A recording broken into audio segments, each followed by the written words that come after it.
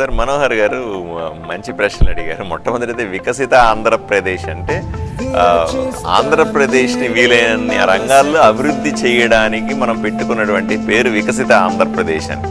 ఒకప్పుడు నేను భారతీయ జనతా పార్టీ కార్యకర్తగా, నాయకుడిగా, ఎమ్మెల్యేగా మేము ఎప్పుడు ఎన్నికల్లో చెబుతాం డబుల్ ఇంజిన్ సర్కార్ అంట.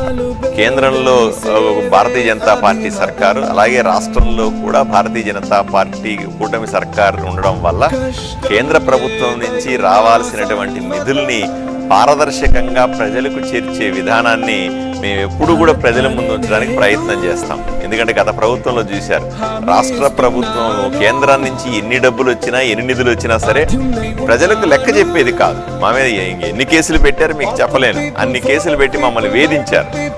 ఎందుకంటే ప్రశ్నిస్తే చాలు పోలీస్ కేసు పెడతామని ఏదో రకంగా సైకలాజికల్గా మమ్మల్ని బెదిరించడానికి చేసిన ప్రయత్నాలు అవన్నీ కూడా